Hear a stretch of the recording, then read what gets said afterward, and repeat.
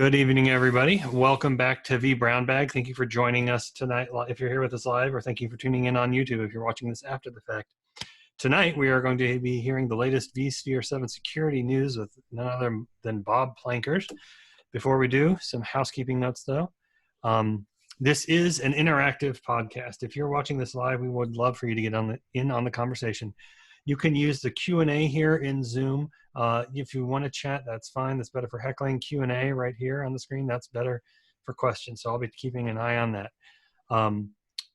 If you are watching this after the fact because this time 7:30 p.m. Central on Wednesday doesn't work for you, maybe one of our other shows will. So head on over to vbrownbag.com/brownbags. Sign up for whichever one works there. You can sign up for multiple. You can sign up for all of them if you want. Why the heck not?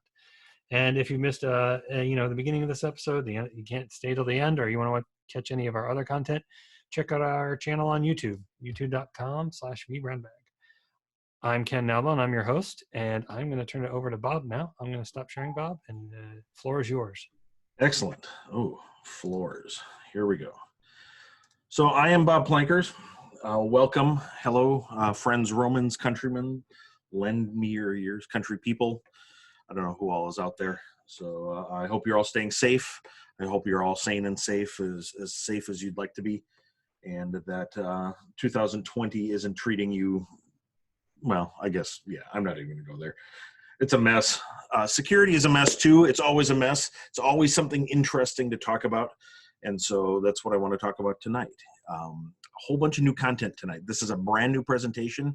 And so, this is either going to go really well or really poorly. We will know at the end.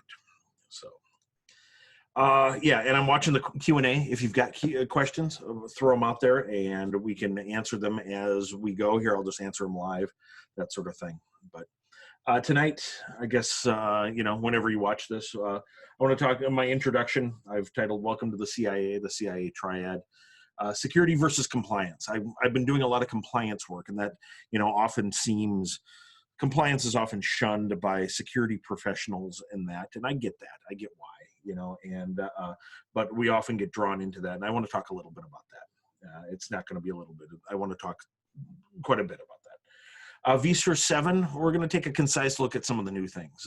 There's a whole bunch of information out there about vSphere 7. If you're an enthusiast, you've probably already looked at some of it. I don't want to reiterate all of it. I'll cover the high points from a security perspective. There's a lot of cool stuff. Notable vulnerabilities. Unfortunately, some of them are ours. It's a sad truth that there will always be vulnerabilities. And like I say here, extremely wordy way of saying patch your stuff. And then at the end, I'd like to follow up with some security hardening, talk about some practical things that we can do right now and what we're doing moving forward. Especially, as we're locked down, we're working from home. We don't want to go into the office very much. Maybe we can't go into the office. So thinking about that sort of thing. A couple of disclaimers. This is the disclaimer that you always see in VMworld presentations, and I just put it in all of my stuff. Like I say here, in case I talk about something that might not exist, don't buy anything based on anything I say that might not exist. Buy what's on the show floor, not on promises. That's just good advice for life.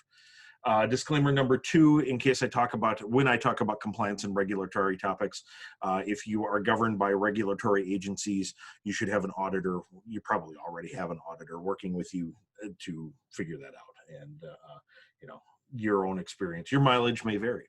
So, I like always talking about the 3 tenets of information security, the sort of the core tenets of InfoSec. When I start out all of my presentations, and I'm not apologetic about it. I used to say I'm sorry if I'm repeating myself. I'm not sorry, actually. The confidentiality, the idea that we're keeping our data to ourselves, that bad actors stay away from it. That's typically what we think of when we think of security. But security is much more than that. It's integrity. When I leave a piece of data somewhere, I want to return to it and have it exactly the way I expect it to be, whether it's been operated on by some system that I approve of, or it's in exactly the same spot, the same condition that I left it. That's integrity. If we lose integrity, we need systems like backups and things like that to help us restore integrity. And then availability. Availability is probably the #1 most overlooked piece of information security. And, at the very least, it's what gives us the ability to patch, the ability to update our systems, stuff like that, rely on the availability, being able to have our systems up and running when we expect them to be there. And conversely, when we don't need them there, we can do other maintenance to them, that sort of thing. I recently learned that there's actually the bonus edition of the Tenets of Information Security, the Parkerian Hexad. I think it was John Parker or something like that, which makes me just think of Buckaroo Banzai, all of the John. I think there was a John Parker in that movie. And that fellow added a couple additional ones: authenticity, possession, and utility. I think it's actually sort of notable. And I throw it out there as, even the core tenets of information security aren't always agreed on. So, everything's negotiable. Everybody's doing the best they can. And so, yeah. I'll leave the Parkerian Hexad I'll leave that to you to Google if you'd like. It's actually fairly interesting stuff, denial of possession. If somebody steals your stuff, even if they don't use it, that's kind of interesting. But from a base InfoSec perspective, we use CIA a lot. CVSS scores, the Common Vulnerability Scoring System, CVSS. So all vulnerabilities, CVEs, all that stuff have a score associated with them. And part of that score is how they affect confidentiality, integrity, and availability. And so you can get a sense of what's affected there. Something that just impacts availability, denial of service attacks, that sort of thing. Maybe not as important to you as something that affects confidentiality, where your data will actually leak. And so that's how that plays in. The other thing too is vSphere. Most every feature in vSphere is aimed at reducing risk of some sort in IT, in infrastructure. And we can actually map a lot of these features right back to the CIA triad. And when we're talking to auditors, when we're talking to our compliance-oriented folks, when we're talking to management, what does a manager, what does a CISO, what does a CIO care about? They care a lot about risk and risk to the business. They want to minimize risk. And if we start speaking this language, we start speaking these terms, using these terms, relating things back to risk, talking about how VM encryption reduces risk, how Lifecycle Manager, one of the biggest features, actually, and I'm not going to mention it here. Well, I'm mentioning it now, I guess. I'm probably not going to mention it later, but the biggest feature that's security related in vSphere 7 is Lifecycle Manager. Fixing patching so that it's more tolerable, that it works better, that we can patch firmware, hardware firmware. We will talk about that. That's a serious problem right now. And fixing that sort of stuff. That's the biggest feature, security feature in vSphere 7. Do we consider it a security feature? Not always, but I do. But it's aimed directly at reducing risk. So, while we're on the topic, that's a good lead into security and compliance. And this slide started out, this intro slide here started out as security versus compliance. And I looked at it and I thought, that's wrong. It's security and compliance. And the deal is, we talk a lot at VMware about security. We've got a whole business unit called the Security BU, the Carbon Black, that deals with security. They sell tools around it. They help integrate in. They've got some great stuff there. And I'm not just saying that because I'm obligated to because I work for VMware. They actually have some really cool stuff. And, but there's another side of that coin. There's nothing you can get from the security BU, from nothing you can buy from VMware will fix your compliance situation. That's a whole different ballgame. And it's it's the other side of the coin, the flip side of the same coin. Security and compliance go, peanut butter and chocolate, that sort of thing. And we love to hate compliance. It's often forced on IT. Somebody walks, and I'm speaking from experience. I spent 23 years out in public sector IT prior to joining VMware. I did compliance-oriented things. I did regulatory stuff. I built high security environments using VMware products. And, somebody shows up in my office with my boss and they just scanned my environment. And oh my goodness, we're going to die. Oh my God, we're all we're in for it. There's going to be trouble. We need to fix all of this. We need to drop it, and so that's why compliance gets a bad rap. And so I want to talk about that, and I want to start first, understanding what compliance is, why we're doing it. And there's really 3 reasons that companies choose to deal with compliance and these regulatory frameworks. And when I talk about regulatory frameworks, I'm talking about like PCI DSS, HIPAA, GDPR, ISO 27001, NIST 800-53, NIST 800-171. There's a ton of them. CJIS for the Justice Department here in the U.S. There's a whole bunch of them. The regulatory requirements can often help a business sort of balance the needs of the business versus the security they need. Too much security is costly. It impedes people's ability to do work. I often joke that security is a slider where there's usability on one end and security on the other, and you trade off. You trade off usability. Every time you add security, you make it harder to do something else, and so we need to be very thoughtful about that. The flip side is too little security is costly as well. You have a breach, you get sued out of existence, you go out of business, whatever. Customers stop doing business with you. It's not good. So you need a balance, and these compliance frameworks can help suggest that balance. NIST 800-53 is a common one now, especially public sector. There's a lot of stuff being built on it. It's a nice generic one, believe it or not.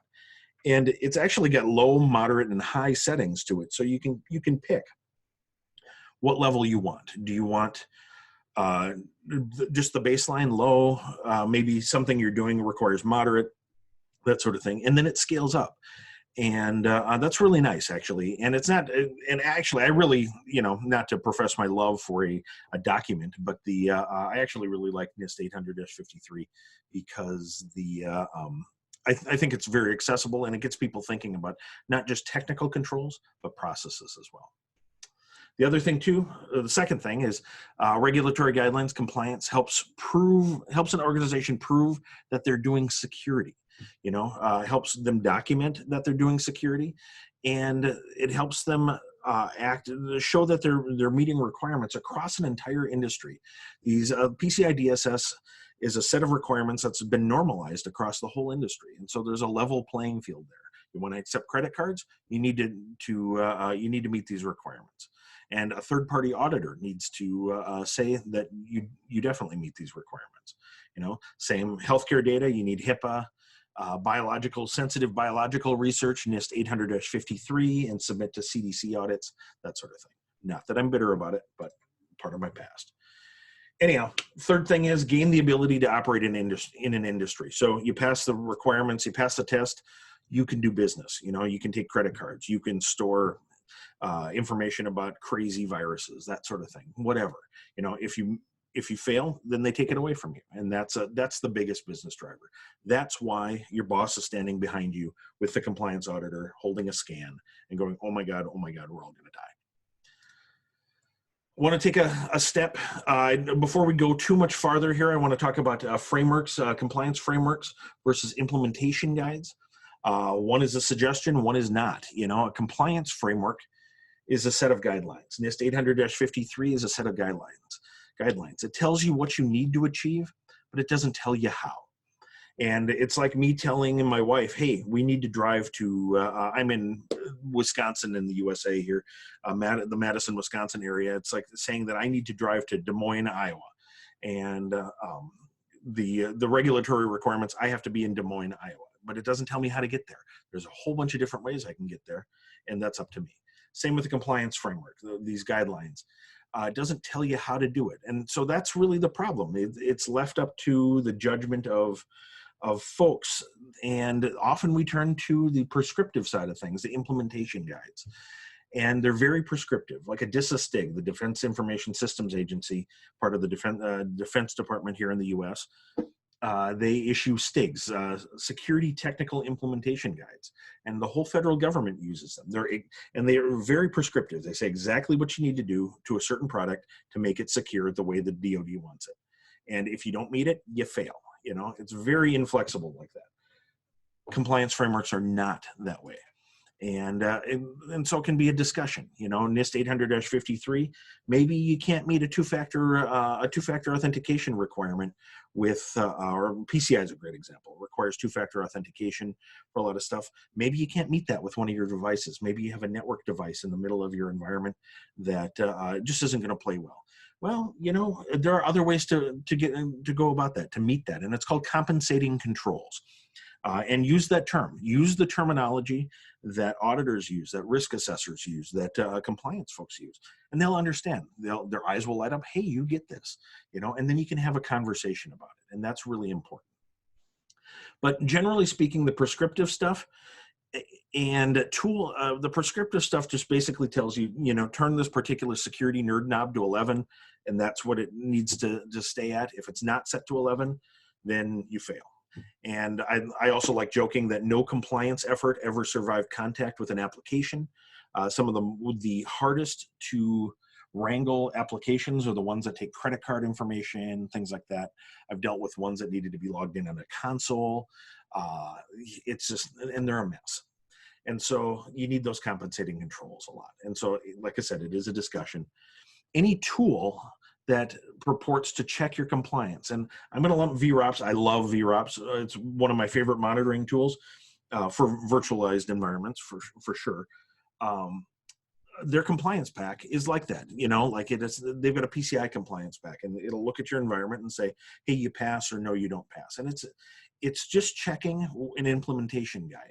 And so, do you actually pass? Do you not? And so we've actually done a bunch of work with them. Mike Foley, my predecessor with vSphere Security, and I have done a ton of work with the VROPS folks to make that flexible so that you can shut a lot of those alarms off if you're not meeting one of those controls. And so, yeah. I've got a little asterisk here. Please don't use the CIS benchmarks, or if you do use them, take them with a grain of salt. Make sure that you're checking what versions they're for. Generally, they're just copying our hardening guides or security configuration guides, and they're really old. The ones that are out there are really old. We get a lot of questions about them, and we've been talking about maybe we should just engage them straight up and actually fix it. I think and I think that's the course that's going to happen, but it'll probably be late this year or early next year before that happens. One of the things that we've got out here, and I normally talk about this at the end of my presentation with resources, and I think the slide is there as well. We've got these security and compliance kits out here as part of the VMware Validated Design. The VVD, VMware Validated Design, is a reference implementation for a whole bunch of VMware products. And so it's also prescriptive. It talks about, there's isolation built into it and that, but the prescriptive stuff doesn't really tell you why to do something. The guidelines always say why to do something, but they don't tell you how. The prescriptive stuff tells you how, but not why. And we try to bridge the gap here with these compliance kits. And people are really loving these things. We've got a patented database at VMware that can take NIST 853 as a baseline and then pivot it into like PCI and other regulatory requirements so that we can figure this out. And we're starting to release these. So if your environment falls underneath NIST 800-53, PCI, that sort of thing, all the security controls that you need to set, or our suggested ones at least, are all right there. And so that's a pretty powerful thing. Check it out. When you download it, it's a zip file. It's just a big, it's like drinking from a fire hose, but you'll get it. There's one in there that's just got all the security controls in it. It's a really interesting read. So a lot of stuff from the hardening guides as well. So to finish this all off, and I know, I'm probably boring the crap out of a bunch of you, but stick with me here, like there's some interesting stuff coming up. Remember that you're all on the same team, when you're talking to auditors. It's probably the case that the auditor knows nothing about vSphere. And so they don't have any idea how your implementation of vSphere is going to achieve that goal. They've got a report from a tool sometimes.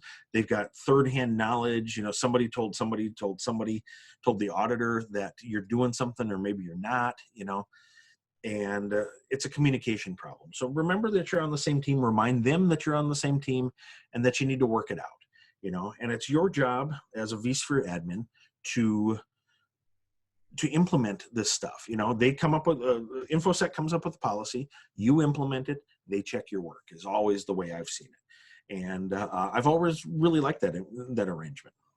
Second, read the original regulation yourself. Ask the auditor if you're being held accountable for something. Go out and do a little bit of research. Ask the auditor what exactly is the control that they're looking at, in what version of of which framework. NIST 800-53. They're moderate, and the controls are labeled like AC12. And so go look it up, and it'll be enlightening. A lot of what we see, like TLS, a lot of PCI, for example, requires TLS 1.2. And so we get people that have a scanning tool that actually recommends, and this is the difference between security and compliance, recommends that you shut off certain cipher suites that are in certain ciphers that are in TLS 1.2 because they're not considered to be secure anymore. There's some SHA stuff in there, for example. And until TLS is updated, until that requirement is updated, there's no regulatory requirement to do any better than that. From a security perspective, yeah, but that's the sort of stuff you'll learn if you read the original regulation yourself. Is that, hey, actually the compliance framework, the regulation doesn't say that we need to do better than TLS 1.2. Let's talk about it later. Let's prioritize the stuff that's actually broken, that's actually a bigger problem, that sort of thing. And you can have a conversation around it. And that's a really interesting way to go about it. Evaluate it as is. Evaluate your environment as it stands. We hear from time to time, and by time to time I mean about monthly now, where security auditors, risk auditors wanted people to turn on SSH on all their ESX hosts, or SSH environment, loosen firewall rules. And guess what? All of those security holes that they asked for ended up on the report. Oh my goodness, you've got SSH turned on. Well, yeah, you asked for it. Thanks a lot, pal. And there was one group that I talked to that the auditors were actually trying to charge them for help remediating it. Well, what the heck? You actually asked for it to be turned on. SSH, if you can do something for yourself from a compliance perspective, shut SSH off. These hosts are not Linux boxes. SSH doesn't work. It's a support interface. It doesn't work like Linux box. You log in, everybody's root when you log into SSH on an ESXi host, because the idea is that you're not supposed to be there. It's a troubleshooting interface. It's a support interface. We ship it off and disabled and firewalled off for a reason, and leave it like that, please. And so evaluate your environment as it is. Stand your ground. If they want something, think about it, because if you loosen your security, it's going to show up on their report. Compensating controls, we talked about that. I want to just introduce the idea of compensating controls, that you can use their terminology, a term for achieving a goal a different way.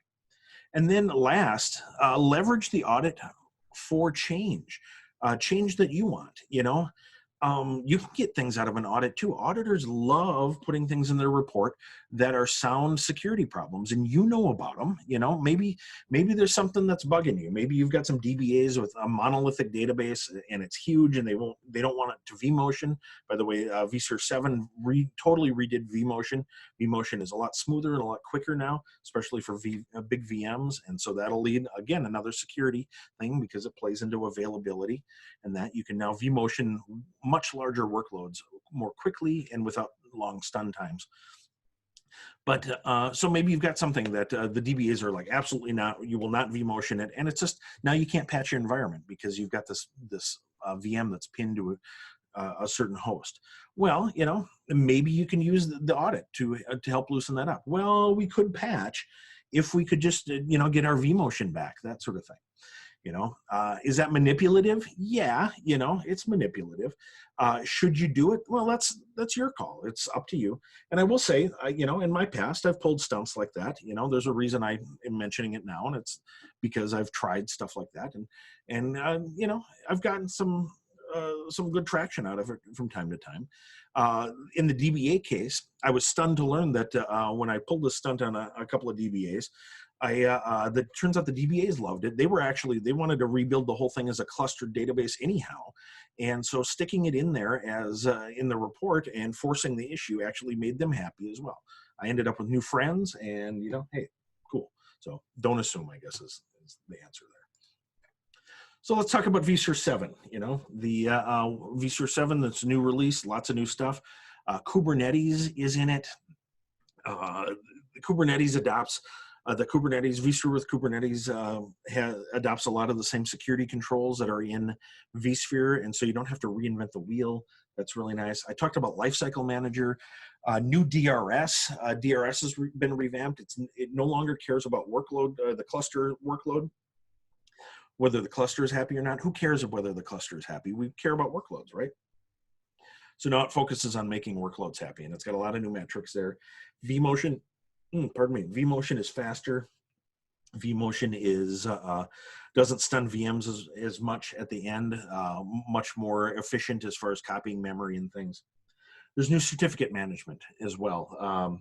Actually, most of the stuff that's in 6.7 and the 6.0, all the same certificate management options are still there.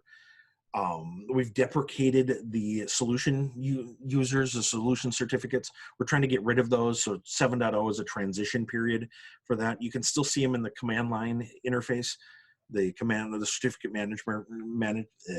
certificate manager that you can get when you log into SSH or via SSH to vCenter server, but they're not visible in the UI anymore. And like I said, we're trying to get rid of them. We still do recommend hybrid mode. I don't know if you've caught the news lately that the standards bodies around certificates and PKI and things are recommending, and now there's some browsers that are going to do it. I think Safari and Firefox, or Safari and Chrome. I think Safari and Chrome are going to lower the legal age of a certificate to a certificate becomes invalid after 398 days now, basically a year plus some fudge factor there.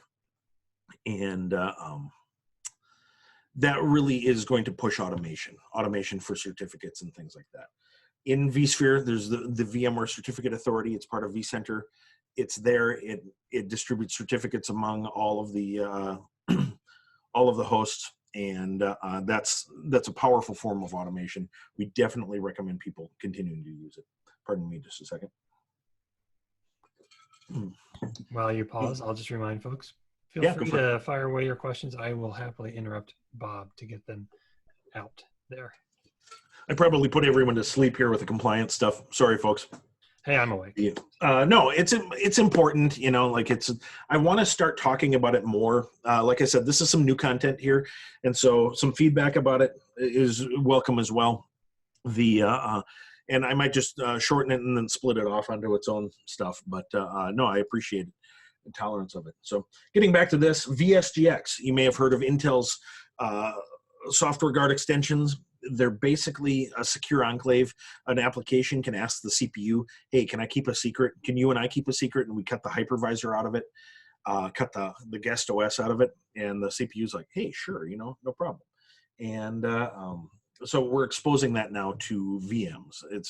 And we put a V in front of it, VSGX. And straightforward, you gotta have a CPU that supports SGX. There are no dual socket CPUs that support SGX at the moment, and most of the ones that do, the CPUs that do are either desktops or low-end server CPUs, and so that can be a problem. SGX is also vulnerable to nearly every secure CPU vulnerability that's been released in the last 2 years. So yeah, your mileage may vary. We'll just leave it at that. Identity federation. I want to talk about identity federation. We talked about Kubernetes, and people talk about the Kubernetes stuff, but the idea that we can now federate with Active Directory federation services, and in the future, additional services using SAML and OAuth 2 and OIDC to participate in a corporate identity management structure, corporate AD and things like that. Gets that off of our plate. As vSphere admins, we can be done with that, and we can give that all to somebody else. The other parts of IT that worry about that, they work with HR, they work with everything. And so the net effect is you type in your username. Your username is now a full UPN, a username and domain. In this case, Tony Stark at Stark Industries. It figures out, are you trying to log into local SSO, or are you trying to go out to your corporate identity provider? Kicks you out there. And this is where two-factor comes in. And so big thing with compliance, and see, that's why I really want to talk about compliance, is it weaves its way into everything. Passwords are dead. And the use of passwords, getting rid of passwords, doing something better than passwords is being pushed by compliance frameworks. And so to meet that, how do we do that? We can either teach vCenter Server how to speak to all of these different two-factor authentication tools, and that's gonna consume the rest of our lives, and we're not going to be successful. Or we can federate.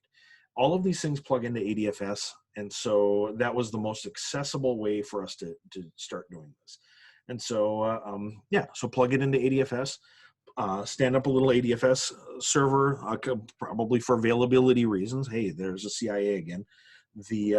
Probably a couple of ADFS servers, a little farm there, and then point vCenter server at it. It's flexible MFA because, like I said, everything plugs in there. We don't have to worry about it. SSO is still around, so administrator at vSphere.local. You can create some local accounts for service accounts and things like that if you need them.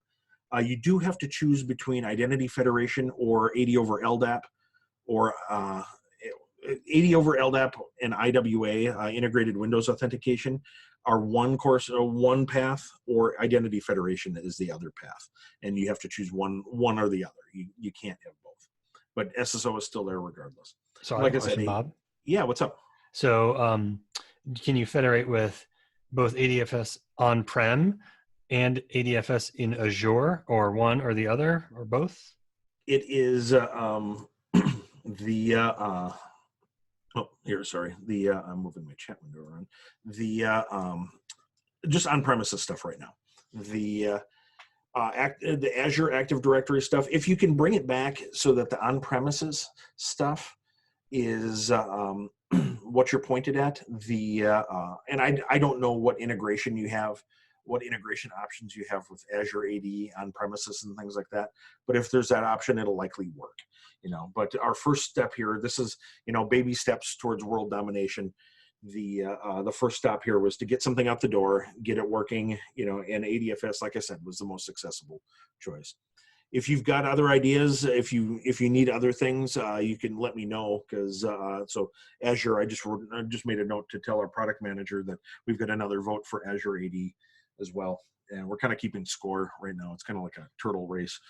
Put me down for Facebook authentication too. That's dude, just kidding. Fired. So anyhow, I want to mention it too. 7.0 deprecates integrated Windows authentication. Deprecation means that it's still supported. So 7.0 is supported for 5 years? There's a KB article about the whole lifespan of it. So it's like 5 years and that. And there's something in the chat right now about that's me. Okay, cool. Attendees. Oh yeah, it's US. Okay, cool. And somebody is awake. Ryan says that I put his 3-month-old to sleep. Congratulations on that, and you're welcome. The IWA deprecated, and it's still there. You can still use it, but IWA is a snarly mess of gray area when it comes to domain joins and administrator rights in AD versus administrator rights in vSphere. And we firmly believe that good fences make good neighbors. In fact, I even put it as the subtitle here. And good APIs make good neighbors too, And so moving forward past 7.0, so 7.0 will have IWA in it until it's done, until you stop using it. Whatever vSphere.next is, and it'll still be there with the update releases and things like that. Update releases change things from time to time. They add features, but we will not remove a feature like this with an update release. The next major version, we will remove IWA though. And so what you'll be left with is 80 over LDAP. And we often call it 80 over LDAP, but we would really like you to use 80 over LDAP S. S for security. I know it's S for SSL, but we don't use SSL anymore. We use TLS. That's a fairly straightforward thing. It's secure. 80 over LDAP S doesn't generate those pesky Active Directory 2889 event IDs in your logs, but it's not natively compatible with two-factor authentication, multi-factor authentication, that sort of thing. Duo has got an LDAP proxy that I've used in the past as a customer, and that's been fairly successful. And I think there's some other solutions out there that have something similar. I'm not well versed on all of the different options there. But ADFS setup is harder. You know, the identity federation route, that's the other main source of authentication moving forward. ADFS setup is harder. It's got a little bit more complexity to it, but you know, it offloads the authentication auth-n to corporate systems. You know, gets you out of the loop there, and it's got great MFA options. It's extremely secure. And we still do encourage people to not use AD for AD groups, especially for access to a vSphere environment. Why is that? Well, somebody compromises your AD, they can just add themselves to that group, right? I think it's what, account operator rights that you need in AD in order to modify group membership. And so if somebody gains that, and you know, pen testers, some of my pen tester friends that, you know, drop a USB key on the floor and somebody plugs it in to see what's on it and things like that. And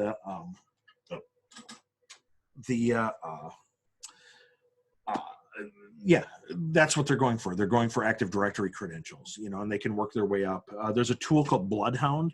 It's a really interesting tool that you can use open source to analyze a path to administrator inside of Active Directory and things like that. And so yeah, they'll find their way in there. They'll add themselves to the Active Directory group called vSphere administrators, and then they'll just log into your infrastructure. You know, they don't have to hack anything. They just log in. Anyhow, let's talk about vSphere Trust Authority. That's another new thing in 7.0. And to understand vSphere Trust Authority, we need to understand what got added in 6.7 as well. Attestation. The idea that third-party remote attestation, maybe not third-party, but remote attestation. Attestation is basically where an external party, a party outside of yourself, in this case, the ESXi host, a party off the ESXi host takes a look at boot metrics, cryptographic information, cryptographic signatures as system boots, and it verifies that everything looks correct. Everything was done as it should have been done. You're running software that Secure Boot verified that you're running software that's legit. It came from VMware, that sort of thing. And and then it gets attested. vCenter server attests that. And if you fail attestation, that means something is wrong. Maybe there's malware on the host. Maybe something changed and it needs to be fixed. Maybe it's a configuration problem, that sort of thing.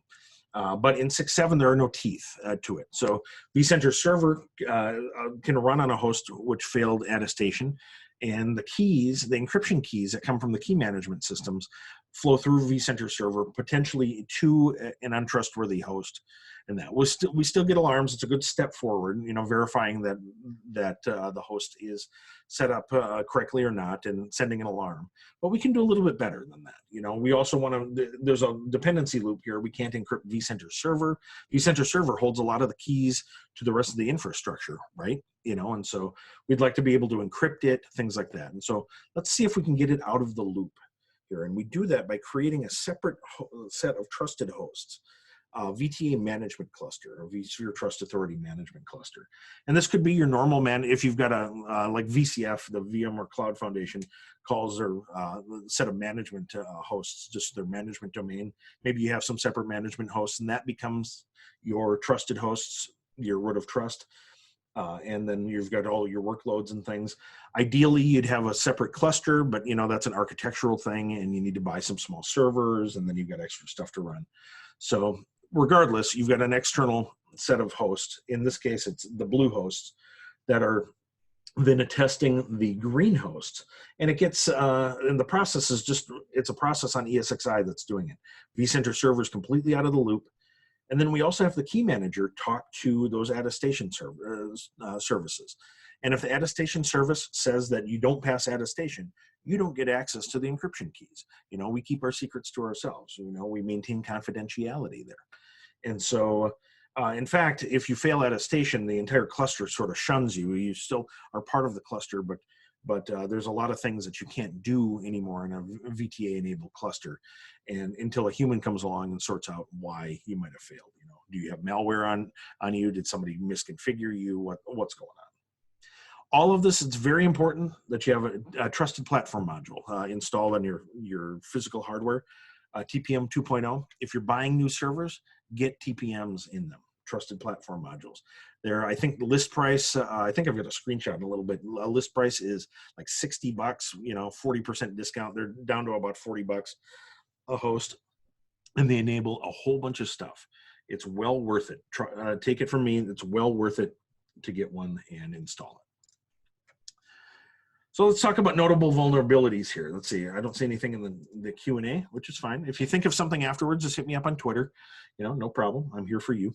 And if I'm not here for you, I will eventually come back and answer your question. Sometimes I do sleep.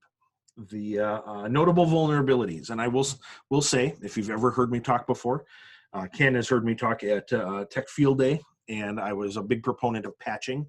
The only way to truly remove a vulnerability from an environment is to patch. You can otherwise, you're putting a band-aid on it, compensating controls. And sometimes you can't patch, and so you do have to wrap the stuff in additional, protections. You do have to have. You do have to put a cast on it. But if you think about it, I love the analogy of a cast because it's inflexible. It prevents you from doing other things. My daughter's actually, she broke her wrist a couple of weeks back, and she's in a cast all the way up to her elbow. The things that she can't do right now, immense, and eventually, and what's starting to happen with her is that we're starting to maintain the cast more than, deal with the injury. The injury's still there. I mean, she's healing, but your systems don't heal automatically. You need to patch in order to heal them, and you end up servicing the cast, servicing the band-aids eventually more than you would have, even more effort goes into that than you would have had if you just patched the darn thing. And so that is my plea to you. It's generally a good idea to patch. It's generally worth it, even if it seems like trouble at the time. Patching hardware too. So the biggest trouble point, I think we're up to like 9 different waves of CPU vulnerabilities, and it looks like Intel might be kind of at their end of being able to fix what's shipped out there. Some got released just a week ago, 2 weeks ago here. There's nothing we can do in the hypervisor. There's really nothing we can do anymore, and so you need to patch your hardware. You need to go to Dell, go to IBM, or not IBM, go to Lenovo, that tells you how old I am in the IT industry. Well, they do still make servers, in all fairness. You just can't run ESXi on them because they're PowerPC, right? Yeah, that's true. The power line, and power. I actually started as a AIX admin back in the day, and so near and dear to my heart there. AIX is cool. It had true plug and play everything. If it just weren't so darn expensive. But anyhow, I think we are on a tangent here. There's new updates there. If you haven't, this is from January. There's there may be new updates now. The Intel management engine is actually a source of a lot of pain lately as well. The management engine is a little computer inside of your server. Yes, Ryan, Power VM for AIX, but I never used that actually. Like that was actually after my time in AIX. But the Intel management engine is a little scary. It's this system buried inside your server running Minix. It's got almost unlimited access to the host itself, and it's not well understood. And as security researchers look at it, we're seeing CVSS 9+ vulnerabilities come out for it, and that's really what you got to look at. A lot of the CPU vulnerabilities that are out here right now are really theoretical. You have to have a really contrived set of circumstances to exploit them, and you're not gonna. The probability of that happening, you'd be better off putting effort into patching and things like that. And so, but the management engine is a way for attackers to be persistent in your environment, to install malware, to live through reboots and things like that, and that's trouble. On my Dells, I'm sorry, I'm Dell focused. I've been a Dell customer for 20 years or whatever. So if you've got Dells, you can go log into the iDRAX and just type in downloads.dell.com. I got that fixed about a year ago, so that you can just type it in and click check, and then it'll download the updates for you. You can also use their rack ADM utilities on Linux or on Windows. In this case, it's Windows, and this is prime for a PowerShell loop, one of the PowerShell 4H loops. In fact, that's how I patch my firmware in my lab right now, and how I used to do it for 60 some odd hosts in my production environments when I was out in IT. Was I just had a 4H loop. I'd run a command like this, and it preloads them so that in the next reboot they take effect. I will say that if you do this on a Dell, the iDRAC will still update itself, and so if you lose contact with the iDRACs, that's what's happening. We just released something, I think it was yesterday, so this is breaking news, kind of breaking news, lukewarm news.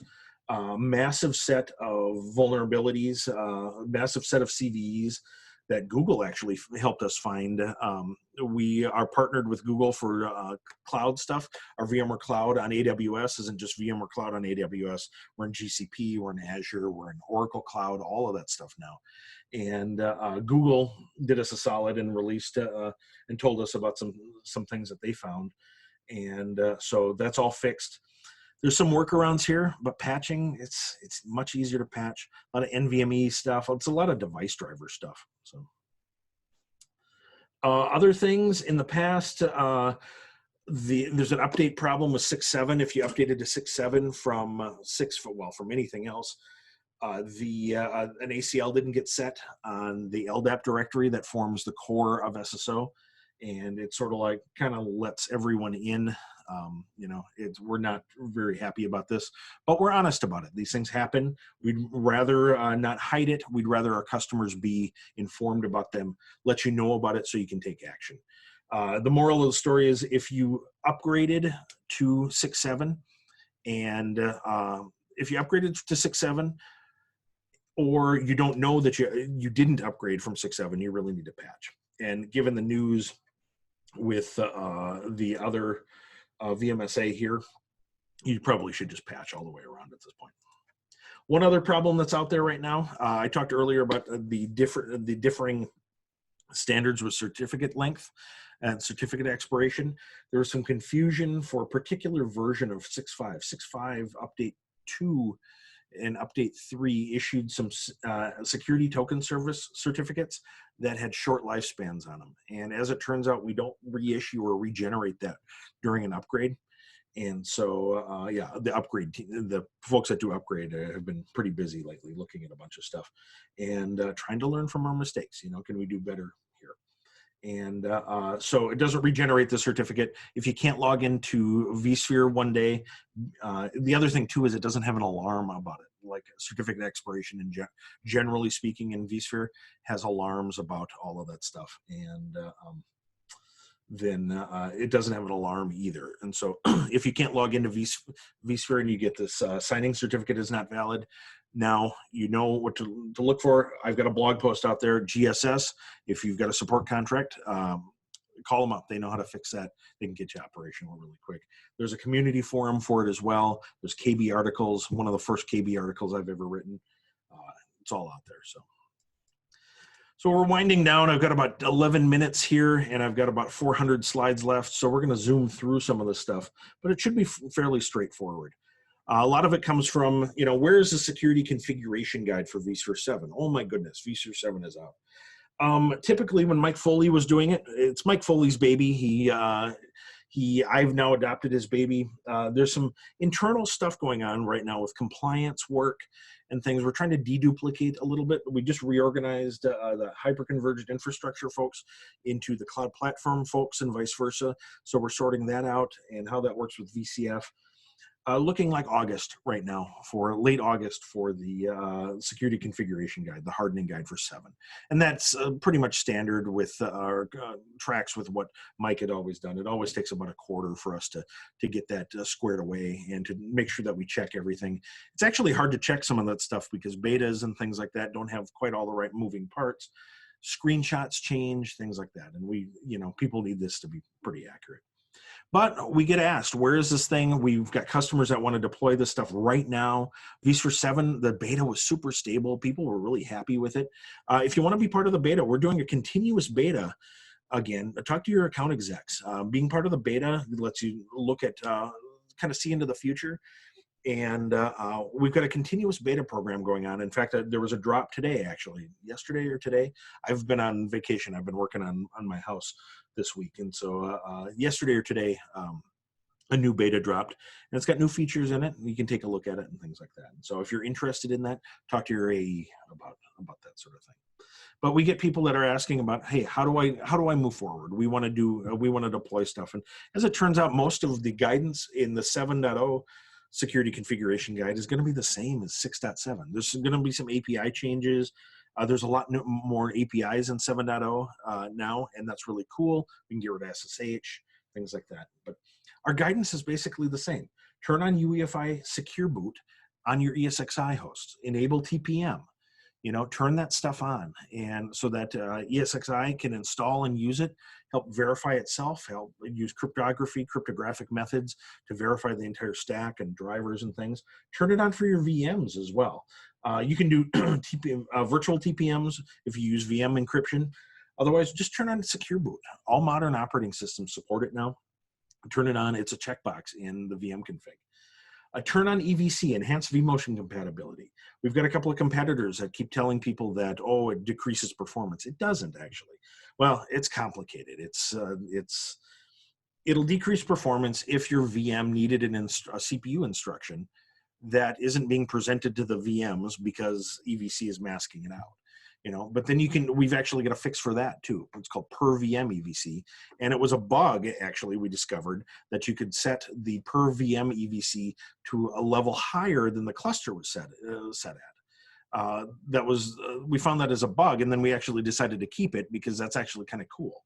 And it turns out the engineer actually designed it that way. And so, yeah. Whatever. It's not a bug, it's a feature. Well, yeah, we can argue semantics either way here, but regardless, it turns out there's thought there, and it's pretty cool. And so that's the fix for that as well.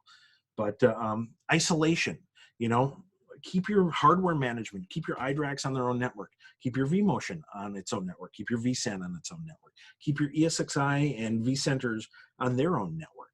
Use firewalls as checkpoints around choke points, checkpoints, whatever, use them to control access to those networks. It's defense in depth. Use host-based firewalls, things like that. So this is a TPM. This is, they're just little chips. Like I said, you can buy them. They're $60 here, and they're $40 with a 40% discount. I guess I had a whole thing. EVC, turn it on. Let's see. Like I said, the beta testing my presentation here. Isolation. The VVD has got some great guidance about isolation here too. It's got sort of prescriptive VLAN IDs. You don't have to use them, but it's an example of how you can separate traffic, and so you can create trust zones and things like that. One thing to think about: hardware management controllers. They need their sneaky back doors. There's stuff you load on. So Dell, I'm going to pick on Dell. Familiarity breeds contempt, sort of thing here. Dell has got iDRAC software, ISM, things like that you load in ESXi, and it can install a backdoor, a pass-through from the iDRAC to ESXi. Well, you're violating a security boundary there. And so I urge people to not use it. One, you're adding complexity where you don't need it because the iDRAC is fully featured without the software. You can interact with the iDRACs just fine. And you can update firmware. You can monitor the hardware. I used to use a product called Observium. It's an open source SNMP monitoring thing. Did a great job monitoring my iDRAC stuff. It would tell me when a DIMM has failed or I've blown a hard drive or anything like that. And that was really cool. And I didn't need all this extra software. And I didn't also have the complexity and the backdoors to worry about either. Speaking of compliance auditors, trying to explain that, it's hard. So other stuff to think about, as we're taking time here, working from home and things. Think about setting up ADFS. If you're not using LDAP-S, if you're still using Active Directory over LDAP, think about switching to LDAP-S. And, That's actually a fairly easy transition. You mostly just remove the old identity source and just recreate it with all the same information, just with the SSL parts. The security, the certificates. And that. Work on making patching easier. Schedule it out. Schedule maintenance windows. If you don't have a maintenance window for your infrastructure, start working on getting one. You need one. Shut SSH off. If you've got SSH on, turn it off, please.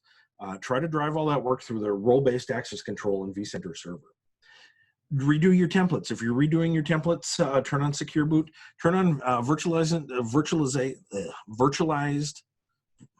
I can't even talk anymore. Virtualization-based security. It's what enables Microsoft Device Guard and Credential Guard inside of Windows.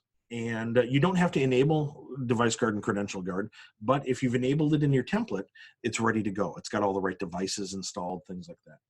And the other thing that I tell people to do, make sure you've got an up-to-date asset inventory. How do you know that you've patched everything if you don't know what you've got? And, make sure that you've got your top-of-rack switches in there. Make sure you've got everything. If you've got PDUs that have network interfaces, make sure that those are in there, that sort of thing. So I'm pretty much at the end. I've got 3 minutes left. You folks are being very quiet, and I appreciate that you're on here. Thank you for watching. If you're watching after the fact, I've really loved the vBrownBag stuff throughout my career here. You guys have been around for ages at this point. Starting to really feel old here. Talk a little bit about resources. vBrownBag is clearly a resource that you've already found, so I don't need to talk about that at all. The VVDs, we talked a little bit about this already. Definitely a good resource in general, but also the compliance kits. DISA STIGs, the Security Technical Implementation Guides, interesting reads. DISA is so far in the weeds with updating this stuff that we've been trying to get a 6.7 STIG out there for ages.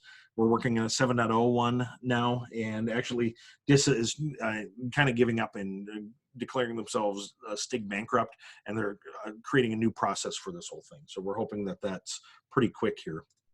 But the same folks that are doing the STIGs actually have some stuff out in GitHub around Ansible and automation with a lot of these things. And this is going to be a real thing to watch as far as future directions here. I'm eyeing this up. I'm probably going to help them out with a lot of the stuff in the hardening guides. Speaking of hardening guides, the 6.7 update 1, 6.7 hardening guide is out there. I've inherited this stuff now. There's going to be some changes, but keep an eye on this page. Keep an eye on the vSphere blog, blogs.vsphere.com. If you haven't signed up for security advisories, do that. The VMS, just search for VMSA or VMware Security Advisory, and you'll get a page. They just redid the page, actually. It looks really nice. And enter your email address. You won't get any spam. We send out 200,000 emails every time there's a VMSA. It's cryptographically signed. There's PGP keys and all that stuff. And so, like I said, we don't use it for marketing or anything. It's just to tell you that something might be wrong. And we appreciate that people want to know that sort of thing. Don't have to really tell this crowd about nested virtualization and test labs and things like that, but if you're watching, I'll mention it anyhow. William has got a nice page on this, has had the resources for a long time here. Nested virtualization, you can run ESXi on ESXi, and if you snapshot it, you can do whatever you want to it, and you just revert the snapshot. You can run vSAN. It's how we do a lot of testing. It's how I do all my screenshots and all of my testing. When somebody asks me a weird question, I can replicate it, and it's how the hands-on labs work. Just do your own hands-on lab. So other stuff, support services, you know about that. vSphere Security, I took that over, that Twitter handle, and I've been extremely boring about it. I'm sorry. I will get better. The blog, we have a ton of stuff out on the blog, and as there's news, we put it out there. VMSAs, we're redoing vSphere Central right now, and so massive updates coming. That'll be really interesting to watch. VVDs, hardening guides, NIAP common criteria, that's some certifications that we've received. Important, compliance stuff. DISA STIGs, we talked about that. VMworld, sign up for VMworld. It's going to be all virtual this year, like 3 days, 24 hours a day for like 2 or 3 days straight. And I got 7 sessions this year. That's crazy. If this were an in-person thing, I would be dead. but it's all going to be pre-recorded and we'll be in the live chat as it happens. vMugs, no need to stay local with vMugs. Did you know the knowledge base has a blog and an RSS feed? Well, now you do. Skyline's really cool. If you've got a support contract, that's a really neat proactive thing. We talked about nested ESXi. So I'm a minute over. Thank you very much. We appreciate you folks. We appreciate you being our customers and your continued interest. The community is one of the things that has always made the VMware great, and I love being part of it. So thank you very much. And a whole minute over. I was getting ready with a big hook just to pull you off any moment, Bob. Just kidding. Thanks very much for doing this. I'm going to pause one last moment, or while I'm talking, get your questions in, folks, and I will relay them if there are any outstanding. In the meantime, did you know that VMworld registration actually opened up just yesterday? So you can register for now, free. Tons of content that'll be available for you there. If you're watching right now live and you want to go to a vMug, there's one tomorrow, the Indie vMug. I happen to know because that's my vMug. It doesn't look like there's any more questions, so I will say thank you and good night. And if you have any more questions, follow up with Bob on Twitter @Plankers. If you can't reach him, I'm sure Mike Foley would be just. No, Mike is actually rejecting stuff. He just tells people. Actually, he's been answering the question and then telling people to go find me. So. That's funny. All right, don't bug Mike Foley. No, reach out to me and I'll get back to you. For the folks that's saying thanks back to you folks. Thanks for being here, and I'll see you tomorrow at the Indie thing. Thanks very much. Good night.